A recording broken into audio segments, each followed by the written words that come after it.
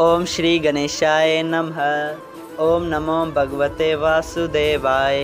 हरे कृष्णा कृष्ण कृष्णा हरे हरे, हरे राम राम राम हरे हरे। तव्हां सभिनी हरि भक्तन के नमस्ते। प्यारा भक्तों, ही कथा पाण गुरु कृपा से हासिल करे रहा आयूं।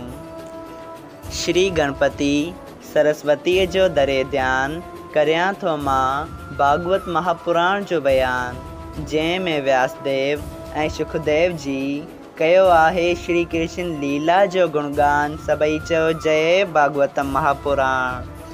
प्यारा भक्तों, अज पाण श्रीमद् भागवत महापुराण साहिब जो ॿियो स्कंद शुरू करे रहा आहियूं, जंहिं में फ़क़त 10 अध्याय आहिनि। श्रीमद् भागवत महापुराण साहिब जे ॿिए स्कंद जो नालो आहे सुखदेव जी जो राजा परीक्षित के श्रीमद् भागवत महापुराण साहिब जो अहवाल ॿुधाइण।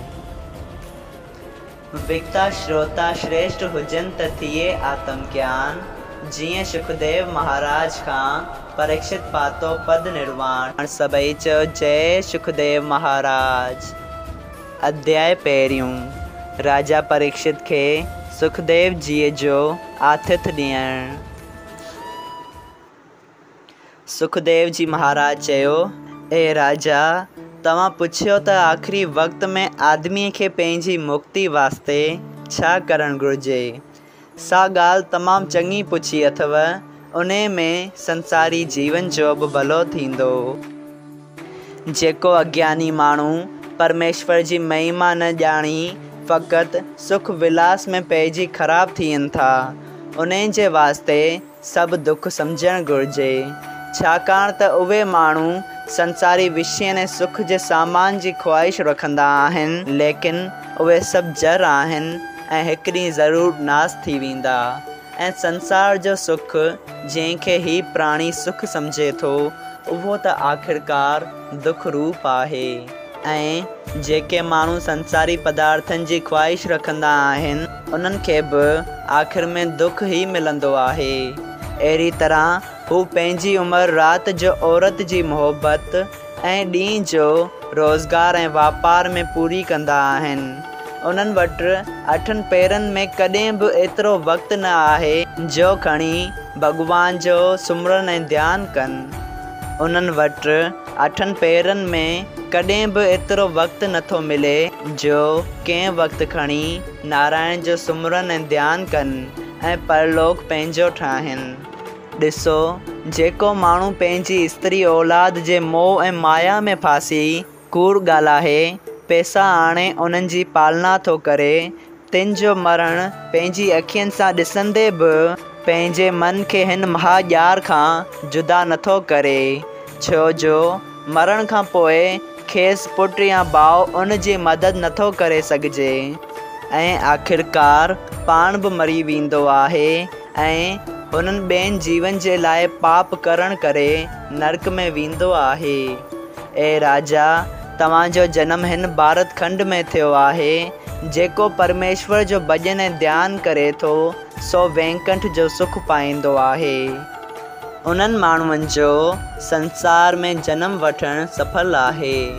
ॾिसो, मुनेश्वर ऐं रखेश्वर संसारी माया छॾे वन में वञी श्री श्याम सुंदर जो भॼन ऐं सुमिरन करे पंहिंजो वक़्तु गुज़ारींदा आहिनि। ए राजा, तुंहिंजो मौत नज़दीक अची पहुतो आहे। तोखे भवसागर पार लंघाइण जे वास्ते नारायण जी कथा ऐं स्तुति ॿुधण खां सवाइ ॿी का बि तजवीज़ चङी न आहे जेका तोखे भवसागर पार लंघाए सघे। माण्हू पंहिंजो मन स्त्री औलाद धन ऐं ॿियनि संसारी चीज़नि ऐं माया खां जुदा करे हिन ॻाल्हि ते निश्चय रखे त ही वहिंवार जगत जो सभु कूड़ो आहे ऐं दुनिया जूं शयूं हमेशह नथियूं रहनि ऐं मरण खां पोइ का बि शइ साथ नथी ॾिए ऐं आख़िर में अकेलो थो वञणो पवे। स्त्री औलाद धन ऐं ॿिया सभु खेसि छॾे था ॾियनि।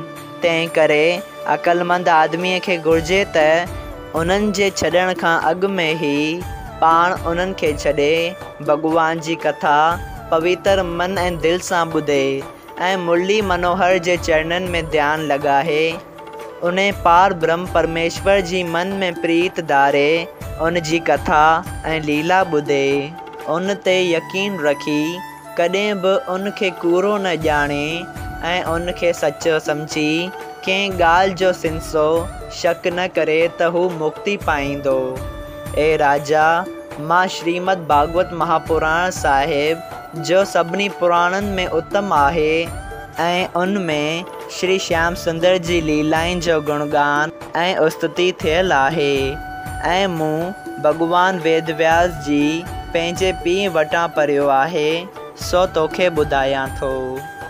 अगरि तव्हां जनम मरण जे फेरे खां छुटी भवसागर पार लंघण था चाहियो त तव्हांजे लाइ श्रीमद भागवत महापुराण साहिब ही हिकु तमामु चङी तजवीज़ आहे।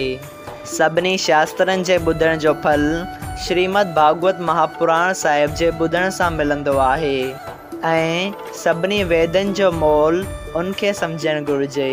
जंहिंखे जम जी फांसीअ खां छुटणो हुजे सो श्रीमद भागवत ॿुधे, उनखे परमेश्वर जे चरणनि में प्रीत पैदा थींदी ऐं जेको आदमी स्त्री ऐं औलाद जे मोह में फाथल रहंदो आहे सो बि जेकॾहिं कथा ॿुधण जी आदत रखे त ज़रूरु उन जो मन शुद्ध थी हरी चरणनि में प्रीत रखी भवसागर पार लंघे वेंदो। जंहिं जाइ ते ही भागवत महापुराण साहिब जी कथा थींदी आहे तंहिं जाइ ते सभु तीर्थ ऐं देवताऊं ॿुधण जे वास्ते अची कठा थींदा आहिनि। उन जे ॿुधण करे घणनि जन्मनि जा पाप लही वेंदा आहिनि। ए राजा, तव्हीं बि हिन कथा खे ॿुधी मुक्त पदवीअ खे पहुचंदा। अगरि तव्हांजे मन में इन ॻाल्हि जो सिंसो पैदा थिए त मुंहिंजे अचण खां अॻु जेके रखेश्वर ऐं मुनेश्वर हिते मौजूदु हुआ उन्हनि तव्हांखे भागवत महापुराण साहिब जी कथा ॿुधण जी सलाह छो न ॾिनी हुई? त उन जो जवाबु ही सम्झणु घुरिजे त हुननि रखेश्वरनि जो मन अञा ताईं कंहिं बि ॻाल्हि ते नथो बीहे। कॾहिं यज्ञ, कॾहिं तप, कॾहिं दान, कॾहिं पूजा ॾांहुं थिए वियो ऐं मां पंहिंजो मन राति ॾींहुं परमेश्वर जे सुमिरण ऐं ध्यान में लॻाए भागवत महापुराण साहिब खां सवाइ ॿियनि ॻाल्हियुनि सां को बि वास्तो नथो रखां। अवधूतनि वांगुरु पंहिंजी उमिरि गुज़ारे हिन दुनिया में बि ख़ुशि थो रहां।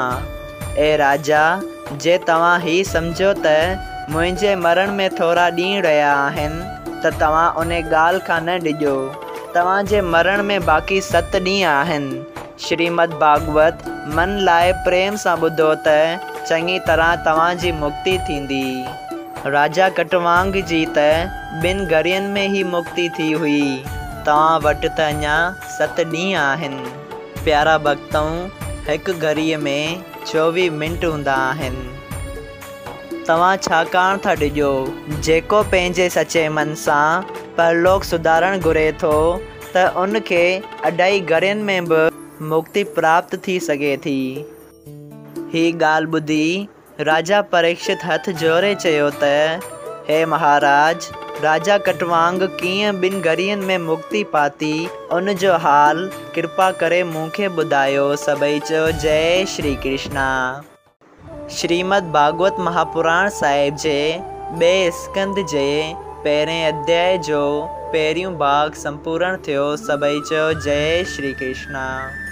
अगरि तव्हां सभिनी हरि भक्तनि खे हिन कथा मां लाभ हासिल थियो हुजे त कृपया हिन कथा खे ॿियनि हरि भक्तनि सां शेयर कजो। ऐं प्यारा भक्तऊं, हिन कथा खे शेयर करण सां गॾोगॾु असां तव्हांखे जेका लिंक मोकिलियूं था उन ज़रिए तव्हां असांजे यूट्यूब चैनल ते वञो ऐं वञी उनखे सब्सक्राइब कयो। ऐं अगरि तव्हां असांजूं पुराणियूं कथा ॿुधणु चाहियो था त उहे बि यूट्यूब ते मौजूदु आहिनि। तव्हां विज़िट कयो, उते तव्हांखे सभु कथाऊं मिलंदियूं, उहे बि ॿुधी तव्हां आनंद हासिल कजो। सभई चयो जय सिया राम। राधे राधे।